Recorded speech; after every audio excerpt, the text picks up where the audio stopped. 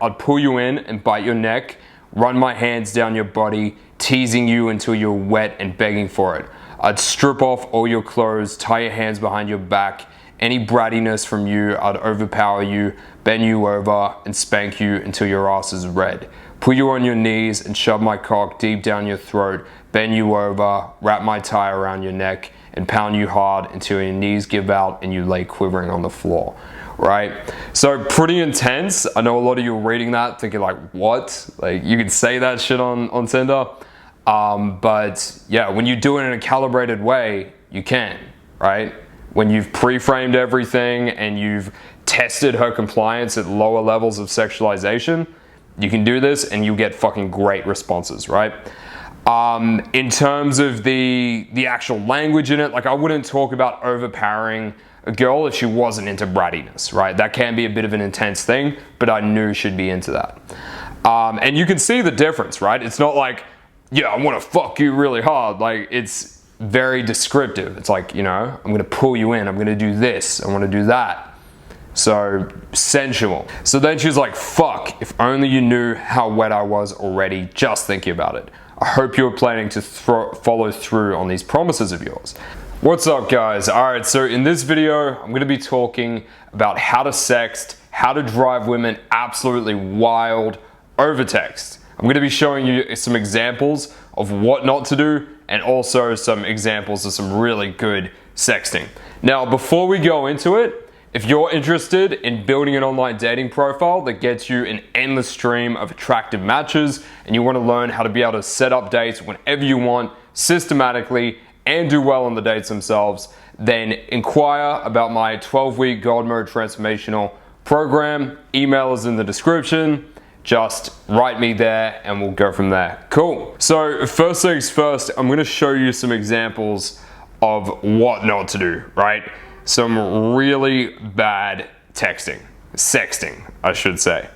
So first one here, right? They're just having like a normal conversation. They're playing some kind of guessing game. It's just like, I drive an Uber, I hate bourbon, I'm a fabulous cook. And then he takes a guess. He's just like, you drive an Uber. And then she's like, nailed it. I'm not very good at this game. Wink.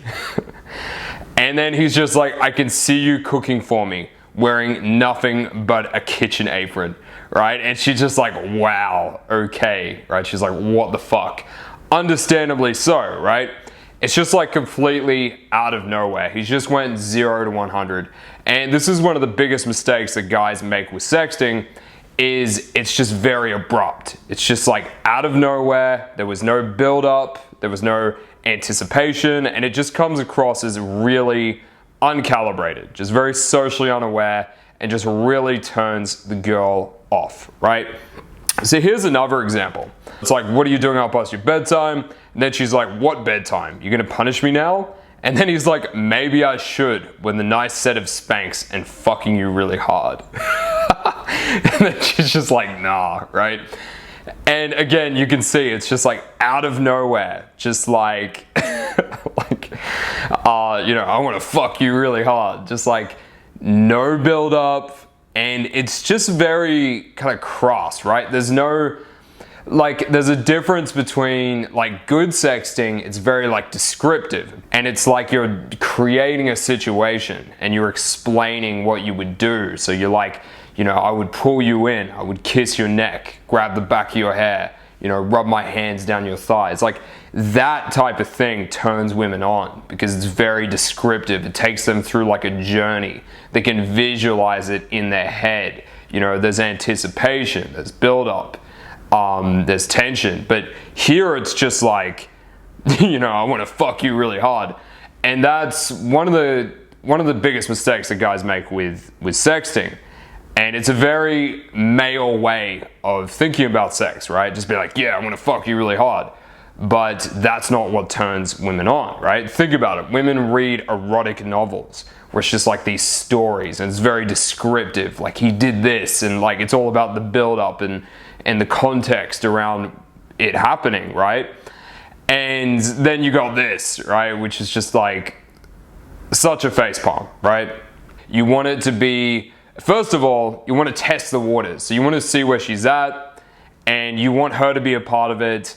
and you also want to be way more descriptive, way more sensual, right? That's a good word there, right? Sensual with the way you describe what you're doing, right? So I want to give you some examples of some good sexting right now, okay? So I'm just like, hey, trouble? And then she's like, hey, so who told you I was trouble? Haha. And then I'm like, am I wrong, right? Never explain yourself. One of the key concepts I teach. I just put the question back on her. And then she's like, depends who you ask, but no, not wrong. And then I'm like, knew it. I like how you have one hand behind your back in your first pick. It's like you were just waiting to be handcuffed. So this is me testing the waters. Now I could tell from her profile that she looked like, you know, quite submissive and like she would be into kink. Also, it's worth mentioning so far in the interaction, it's like, hey, trouble, I like this opener because it creates a sexual frame, right? It's like when she agrees to being trouble, she's now going to be consistent with the idea of her being trouble, right? Commitment and consistency bias. So that's why that's really good right there. And the way she responds to like the start too, like who told you I was trouble? So she's admitting, and then I'm like, am I wrong? And then she admits to being trouble. So she does comply to being that. And you can tell she's kind of trying to flirt, right? That like long, like, and then the ... and all that shit. So like, then I'm like, yeah, knew it. And so I do that cold read, which was observational just based on one of her pitches. And I'm going straight into like just waiting to be handcuffed. And this is what I would call kind of like a level 2 level of being sexual. I put up a post in my Facebook group about something that I call the sexualization ladder. And it's this whole idea that there's like 5 levels to sexualization, or like, you know, for example, talking about neck kisses or cuddles or something is like level 1, right? But then you talk about maybe like booty massage or something like that, that's like level 2. Maybe handcuffs would be like level 3, right? You get the point. And then it just goes up and up and up. So I did go up a few levels like straight away, but it's not like me going like super hard straight into it. It's just like me making a cold read, mentioning handcuffs, right? And then she bites, right? So she's like, oh, is that a threat or a promise? So that tells me that, okay, she's into going into this direction. But again, I haven't went full board yet. And then I'm like, promise, think you can handle it. So I get her to qualify, right? And this is really important because you don't want to be the one just chasing and investing and just like sexting heaps and her not being like barely into it, right?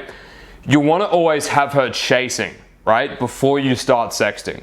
That's why in my texting structure, which I'll do a video on soon, I talk about displaying value, baiting, and doing things like this before you go into sexting, right? And getting her to qualify first. Getting her to be the seller before you start doing sexting, right? That's a mistake that a lot of guys make, is like the girl's barely into them, she's not chasing at all, but then they just go into this like sexting, and it's like, bro, the girl doesn't even fucking like you yet. She doesn't see you as an authority. So why the fuck would you sext? So that's why I'm getting her to qualify here. And I'm also getting her to qualify on her herself sexually and her experience, right? Which is good because again, when she qualifies on being sexually experienced, that again creates this commitment and consistency where she's going to keep being consistent with being someone who's like sexually open and that kind of thing. So then she's like, the question is, if you think you can handle me, I could be a bit of a brat, right? So a brat is a girl who likes to be defiant, to go against a man's lead in the bedroom and be kind of difficult and bratty because ultimately she wants to be dominated. So that's what that means, which I could kind of tell by looking at her profile, right? And then I'm like, I'm not concerned. I'm sure I'd enjoy putting you in your place. I know just how I would. So that line right there, I know just how I would, is what I refer to as a baiting line. A baiting line is a line that has like an unanswered question attached to it, right? And it really baits her into asking, oh, and how would you, right? It makes it so fucking predictable and allows you to be able to like know where the conversation is going to go 2 to 3 steps ahead at all times, right? Like a game of chess. So that's why I fucking love baiting lines. and they're so good when it comes to sexting because, again, it's getting her involved in it, it's getting her investing instead of you just sexting and sexting and sexting and like just, you know, you chasing her heaps without her even barely being a part of it. So that's why I do baiting, because I want her to ask me, right? Which it almost makes it like it's her idea. And then she's like, and how's that? And then I'm like, could be pretty explicit. Sure, you want to know. So this is what I call a precursor. And again, this is just getting like more permission to sext, so it's not socially uncalibrated, so it's not out of nowhere. It also, again, gets her more invested, gets more compliance, and yeah, and it builds anticipation too. Yeah, so she's like, yes, sir, perfect. And then I'm like, I'd pull you in and bite your neck, run my hands down your body, teasing you until you're wet and begging for it. I'd strip off all your clothes, tie your hands behind your back. Any brattiness from you, I'd overpower you, bend you over, and spank you until your ass is red. Put you on your knees and shove my cock deep down your throat, bend you over, wrap my tie around your neck, and pound you hard until your knees give out and you lay quivering on the floor. Right? So pretty intense. I know a lot of you are reading that thinking like, what? Like, you could say that shit on Tinder. But yeah, when you do it in a calibrated way, you can, right? When you've pre-framed everything and you've tested her compliance at lower levels of sexualization, you can do this and you get fucking great responses, right?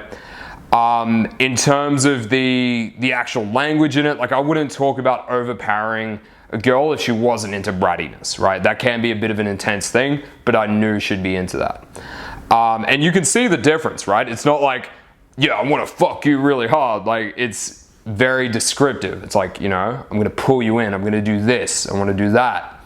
So sensual. So then she's like, fuck, if only you knew how wet I was already just thinking about it. I hope you're planning to follow through on these promises of yours.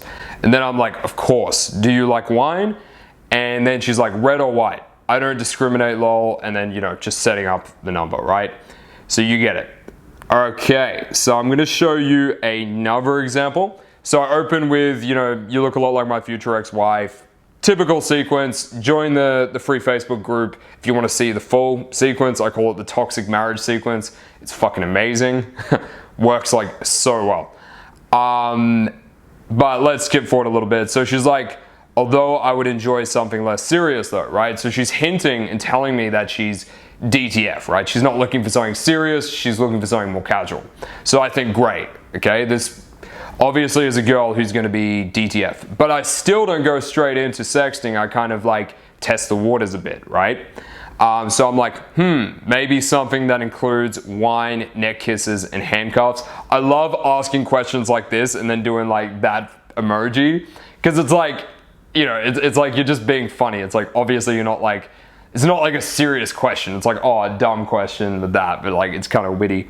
And then she was like, oh yes, that sounds like a perfect start. So she complies to that. So that's like level 2 or 3, you know, handcuffs, neck kisses. So we know she's cool with that, with us sexting at that level. So again, I get her to qualify. Think you can handle it? And she's like, handle handcuffs? Haha, of course. I'm curious whether you can handle more than that. So again, she's qualifying on how sexually experienced she is. So now she's going to be more consistent with that. And then I'm like, I use code words. I enjoy pushing women to their limits in terms of pleasure and pain, something that requires trust and a little bit of time to fully build up. Sending texts like this just shows that you're a guy who understands sex, right? Which makes you a rare breed, because so many guys fucking suck. So when you're able to demonstrate that you actually understand this shit, it's just like a massive display of value and authority. And also at the end there, talking about like there has to be trust. I love saying this because it's, you know, again, it shows her you have empathy and that you understand, and that you're not going to be like some fucking weirdo that just goes straight in and does this stuff without understanding it. Also, the code words too helps. But yeah, that's really good. And it's kind of like another case of, I'll often do this, right? I know the concerns that women have, and I will often say them before they say them, right? Which again, almost makes it out like I'm the one, you know, putting it forward. And it also shows empathy at the same time. And it means they don't have to say it later because, like, I already get it. You know what I mean? So that's really good. Just stealing their frame, you know? And then she's like, okay, well, I'm curious. I like that you push limits, but I also don't understand it needs trust. So what are the kind of things you enjoy? And then I'm like, 100%. And things like having you stand up still in my room as I undress you and tie your hands behind your back, grab your face and pull your hair as I bite your neck and you moan. I run my hands down your body as you remain still as I command, running my hands up your thighs and around your pussy, teasing you. You get on your knees and take my cock deep down your throat like a good girl as I play with your hair. I pull you up, bend you over, and I should probably start right now. So I love doing that shit at the end, right? Like ... like brackets, I should probably stop right now. You know, they're always like, oh no, please keep going, you know, and then you do another one and then you stop and then they'll keep asking you to keep going. And it just, again, builds up that anticipation. And then she's like, oh wow, that sounds amazing. I'm submissive in the bedroom, except when I give head, I like being in control. So she's qualifying on how good she is at, like, giving head. And then I'm like, oh, and I've been told I have a very high pain threshold. More selling herself, more qualifying, more chasing, right? And then she's like, what? Why stop? And then I'm like, I like the sound of that, and bend you over and run my finger over your dripping wet pussy and spank you hard as you moan. I grab your booty with 2 hands and eat you out from behind, getting my whole face wet, licking your clit as your legs shake from pleasure.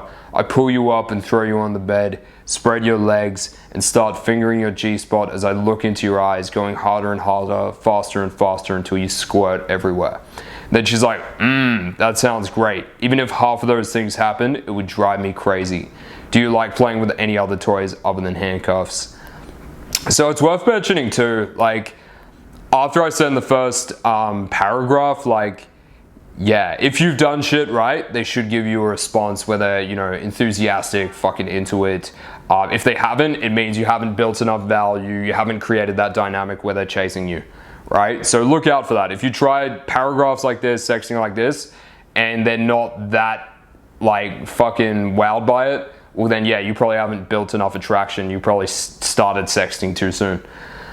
So that's important to note. So yeah, answer a question. I'm like, yes, I have crops, ball gags, anal plugs, body wand, rope. I don't always use them on the first time though. Then she's like, oh, love all of that. Haha, no, can't bring that all out on the first time. It's more exciting to work up, blah, blah, blah. And then she just talks about how guys are really fucking tame, which they are. And that's probably something I would expand upon, like, on the date as well. Just like frame other guys as, like, you know, being fucking lame, which automatically implies that you're not, you know? Cool. So that's some examples of some good sexting. I showed you some fucking terrible examples at the start. You get the difference, right? You want to be sensual, you want to be descriptive, you want to build things up, you want there to be anticipation, test the waters first, bait her, and also make sure she is fucking chasing before you start sexting, right? Create a buyer-seller dynamic. You're the buyer, she's the seller, right? So that's what you need to know. Now, again, like I said at the start, if you want to absolutely fucking destroy online dating, get a fuck ton of matches with attractive women, and learn how to set up dates like this straight to your house systematically, like a fucking pro, well then hit me up. Currently, I've got 2 spots left for my 12-week program, which includes the photo shoot and also sorting out your wardrobe, improving your grooming, and your overall physical attractiveness, because that shit matters, right? So if you're interested in that, email in the description, hit me up, and we'll have a chat and go from there. All right, till next time.